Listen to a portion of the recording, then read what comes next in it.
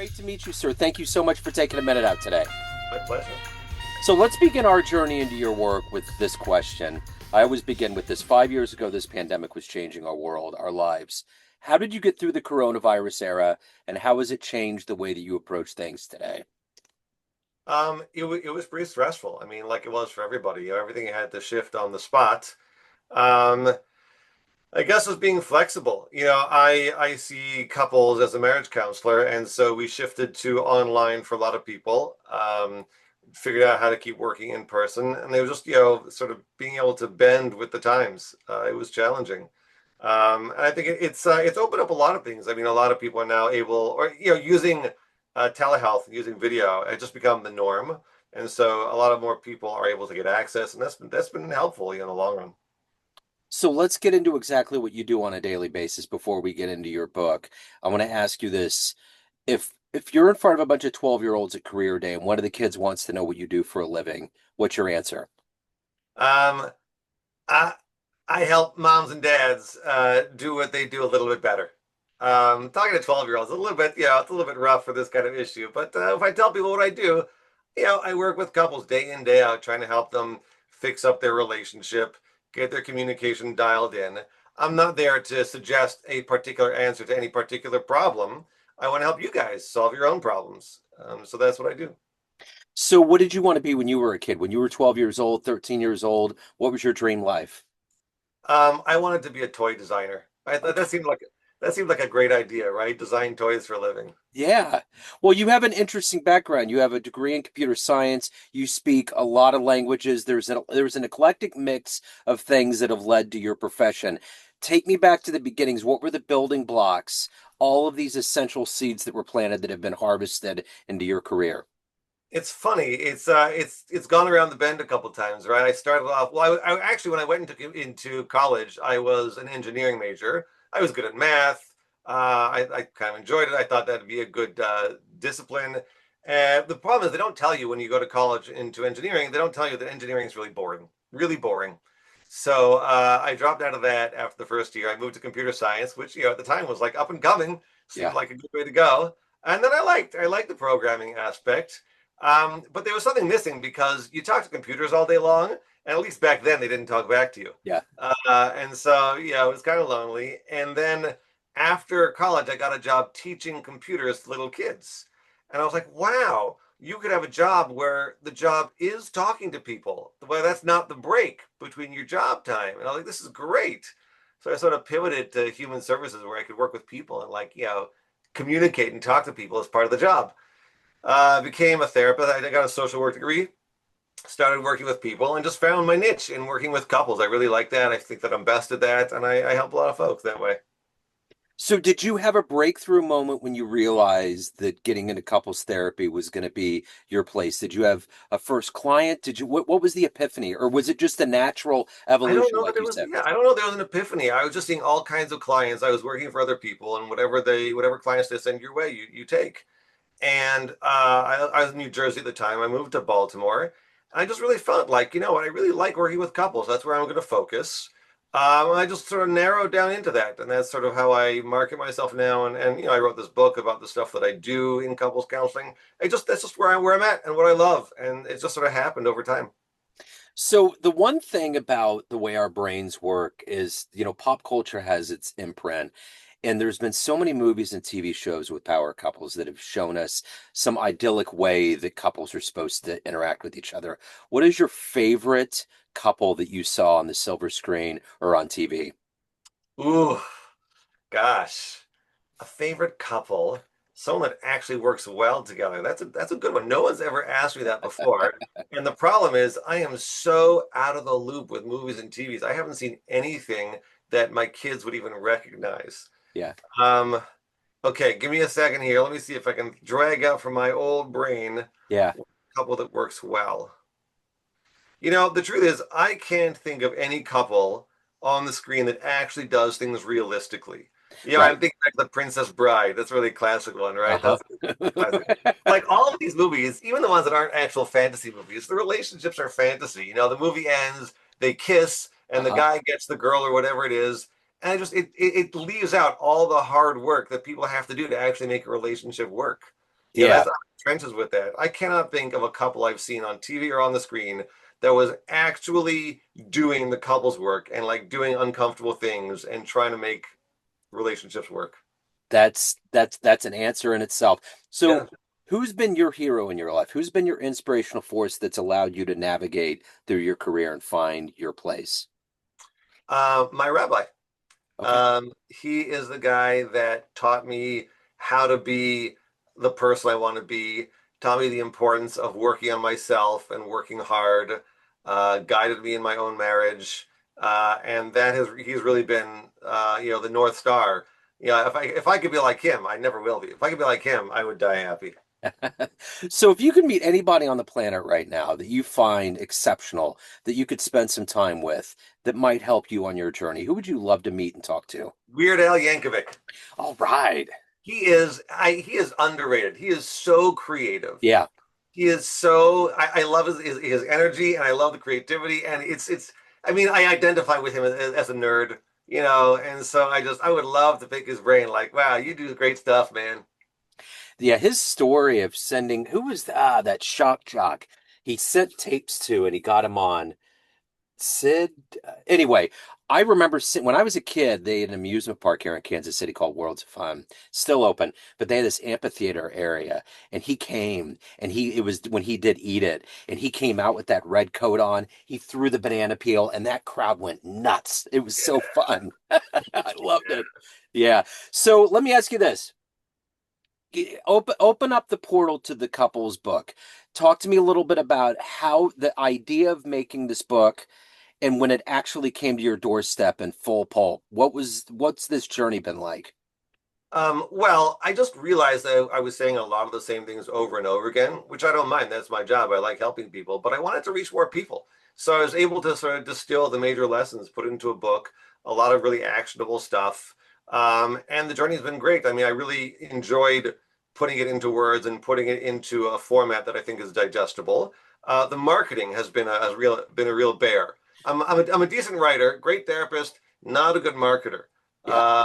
And so just trying to, cut through all the noise out there. I really just want to help people. I think this is good. This book is going to help folks. The thing about any couple is that you have very unique problems, very unique issues that you have to Yes. work out.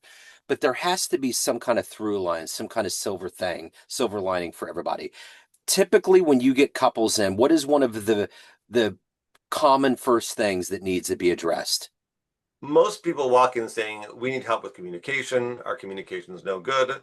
That's true for a lot of people, not because they aren't articulate or aren't able to say things, but because we get so emotional in these processes and trying to talk to each other, things go off the rails. And so, giving people a grounded approach to how are we going to talk about something difficult. Here's a way you can do that without it falling back into the usual fights and bickering. Giving people that tool, I think, is key. And that's really what the book is about, is how do you talk about difficult things? What do you need to do? What are we doing that's not working and how can we do it differently? Because we've all been there where we want to talk about something important and it just doesn't go. And I've been there, and my wife and I were far from perfect. We still mess things up, but at least now we have a structure where we can talk about anything and know that we're going to get to the other side. And that's a real relief. So when you separate kind of the egg from the yolk, so to speak, and you think about men and women, isn't it almost miraculous that we can even Oh, yeah. find a way to communicate? So different. There are some large generalizations, which obviously don't apply to everybody. But by and large, the image of the woman saying, "Oh, so we talk," and the man not wanting to talk. I see a lot of that, and there are good reasons for that. Among them, that we as men are not socialized to talk about our feelings, right? If you're out on the playground and you say, "Guys, wait, wait, wait," I'm hurting. Right. Like that doesn't No, go. it So doesn't. it's beaten out of us. So, we grow up, we're not used to talking about those things. And women are. Yeah. They're allowed to talk about to have their feelings on the playground. And so there's a mismatch there already. And that's okay. We work with that. Every two people are different. And working with those differences and trying to help people bridge that, that's just part of the work. The other night, my wife's friend was like, "Hey, here, you can come over here and you can cry next to me. It's fine." You would never get a couple of dudes that would say, "Hey, come on over here and you can cry next to me." It's so weird how different we are. So let me ask you this. As you segued from being in computer science to teaching early on wanting to be a toy maker, that kind of a thing. Now you're in this therapy world. You're working with couples. What's been the most surprising revelation of being in this world? What did you not expect that you were going to learn either about the profession or yourself when you were going in? You had this idea and it happened. What is the most surprising thing? Um, I suppose I didn't really realize how much it would change me. Yeah. I've developed alongside the profession that I'm in. Meaning, when I first became a therapist, I'm sure I was not as good in my own marriage as I am today.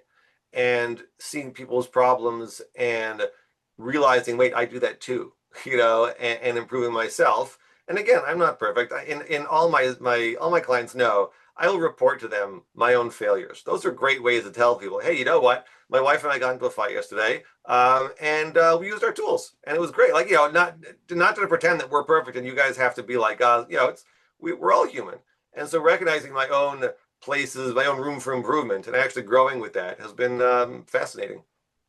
So being in the therapy world, you obviously have to get your hands dirty. You hear a lot of stories, a lot of dark things, things that are going on.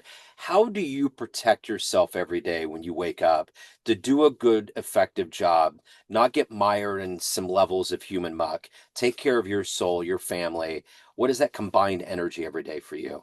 Yeah, I just don't care about people. That helps a lot. No, it's it is tough. You see a lot of tough things out there. I think having a good sense of humor helps. Not to laugh at people in trouble, but just to blow off steam in the right ways. And I do joke with my clients at the appropriate times, and that helps us all deal with the difficulties. And having a big heart, like I do care about people, and I want to help them. And to do that, I have to be on my own 2 feet also. I can't, if I sink my entire self into a client and I lose myself and I'm overloaded and I don't get sleep and things, I'm not a help to anybody. So taking care of myself is the way that I take care of other people. So the couples communication handbook is something that's going to undoubtedly help a lot of people out there. It could be a breakthrough book for them. Yeah. What was that book for you? What was a transformative book for you that you got in your life? A transformative book for me is called, I would say it's called Raising Roses Among the Thorns. And it's actually about raising children. It's a parenting book more than anything. But that really informed my approach to therapy more than anything else. Taught me how to listen, taught me how to see other people's points of view, reminded me that my way of seeing things is not the only way of seeing things. I really took that with me into the profession beyond just work with children, but with work with adults and couples as well. So, if you had a dream tonight, ran into the 16, 18-year-old version of you, and you walked up and you had a big book in your hand, and it was your life so far, and you handed it over and said, "This is what's happened so far," would that young version of you believe it? No, no, no. Um, Gosh, there are so many things that did not when I was sort of 16 to 18. So that's right when I actually got into swing dancing, which was on that thing that you saw in my eclectic background. I was a dance teacher for a while. I haven't done that for a while, and if I wanted to, I'd probably hurt myself. But yeah, to say that I'd be here doing again, I was in engineering, I was in computer science. Who would have imagined I'd be working with couples? Yeah, surprising. So, kind of like the greeting cards where you open it up and there's a song in there. If someone opened up your book and you could pick one Weird Al song I'm that the would old Weird Al, right? Yeah. what would be the song that you would pick that would be the soundtrack? The one that comes up to my mind just out of, no thinking is Everything You Know Is Wrong. You know that one? Yeah, That's uh-huh. classic. And, you know, I guess it just speaks to this idea that, like, you, you don't know. I mean, the song is about all kinds of weird things, but the idea that, like, let go of your preconceived notions, that's something that we do in couples counseling all the time. You think that your spouse meant this. You know what? It's possible they didn't mean that. It's possible you and he see things differently. That's okay. Yeah. That's okay. So let me ask you this. If you were to walk into a room of everybody that knows you in your various capacities, from being a teacher to being a therapist, and you could walk into that room and tell them one fun story about you, maybe one of the best dates you ever went on with your wife, maybe a wonderful place you traveled to, something that would really humanize you. First concert, what would be the story you would tell that room? Good Lord, you're asking these hard-hitting questions. I should have been prepared with something. A I'm story, trying to keep up with therapists here. and a story about me that would really humanize me. But would be fun. Here's what comes to mind again off the top of my head. I read an article that I wrote some time ago. It was on my blog, and I laughed at myself. My wife comes out of my daughter's room. She must be, I don't know, like, I guess she was like 6 at the time or something like that. And she says, Raffi, you deal with it. I can't deal with it anymore. She wants juice. I can't get her juice. And she said, I mean, it's too late. It's bedtime. There's no juice. She's screaming. She won't, but you deal with it. I say, okay, here we go. I walk into that room, march in there. She's like whimpering on her bed. I say, sweetheart, mommy told me you want a moose. I can't get you a moose. I don't have a moose. She's whimpering. I say, a moose is a very large animal. It's like bigger than a horse. It's like really big, and they don't live here. They live in Canada. So I can't get one for you. And now she's kind of like looking at me a little bit, you know. And her sister, I think, is on the bunk bed above her. And she goes, they live in Canada? And I say, yeah, the ones with big antlers and like, a lot of fur and something. Ooh. And now the younger one's like, she's like, yeah, the moose, right? The antlers. And like, so now we're having a whole conversation about the moose. And I end up and I say, look, I'm sorry. I can't get you a moose, but maybe tomorrow we'll look online. We'll find a picture of a moose or something. And everybody was fine, whatever, And like, I just, rather than going head on and trying to fix it, I kind of went around Yep. the back, a little bit distraction. That's my style. I love it. Use humor when you can, be where people are at. That was a win. That was a win. That's awesome. It reminds me, someone was telling me at one point they got a really weird kind of hateful email from somebody. And instead of responding and getting all emotional and bent out of shape, they literally copied their email and sent it back to them. That's it. And it totally neutralized them. They didn't hear anything back. It was end of story. So, Yeah. I mean, there's those little brilliant corners you can cut, and especially with kids, because if you get their imaginations going and their worlds, it's like they're going to Yeah. forget. I cannot tell you how many times I've walked into a kid's room with socks on my ear. That Yeah, is that'll bust out of a tantrum pretty quickly. yeah, What? I can't hear you. You yeah. have socks on you. What? I can't hear you. And like That's it. distraction is a huge tool for kids. Let me tell you. I remember I taught computer courses at a YMCA in the inner city. And I heard a rumor at one point that people said that it was really dull. So I had just ran a campaign for the United Way as a clown. I came in as a full clown. I said, "What do Nice, you guys think? Let's do it. Let's go." So, nice. of everything that you've done in your life, this eclectic palette of career and otherwise, what are you the proudest of? Whew. That's tough. We're talking professionally. It can be either or. My marriage is the best thing in my life. Yeah. I put work into that. It's not easy. We still work at it. It's the best thing in my life. I don't know if proud is the word. I don't go telling people, hey, guess what? But it's the best part of my life, and I draw from that to do the work I do and help people, and I want them to have what I have. So the last hard therapy question is this. Everyone has a perception of you. Family, friends, clients, everyone that gets your book, everyone that knows you, but you run the show. What is your perception of you? Who do you think you are? Um, I'm a helper. I want to help people get where they want to go. Often people call me up and I'm not the right place for them, and I'll refer them elsewhere, and I'll try to help them find the right place. At the business, we try to help everyone we come in contact with, whether that's a referring source or someone who needs information. I'm here for my kids, for my wife. I'm outward oriented, and I'm an extrovert, and I want to, I see myself as somebody who's here to serve others. So if you could get into a time machine and go back in time and see a dream Weird Al show, where are you going? I don't know all the places he's been. Um, I'll tell you, I think any Weird Al show has got to be awesome. Okay. So I don't think it matters where or when. Although I'd probably have to be old enough that I recognize the music he's doing, because he's still going in recent years. And, like I'm out of the loop. So some of the songs I don't recognize anymore.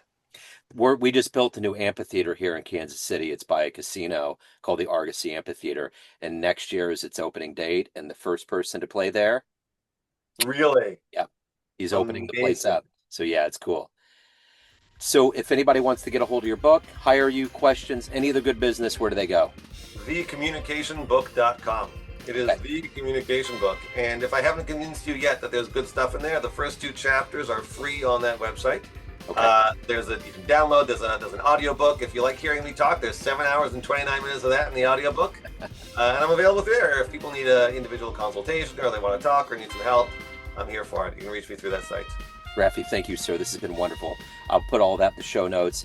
Have a wonderful holiday season and a wonderful 26. I appreciate it, man. You too. Thank you so much for having me. Thank you. Great to meet you.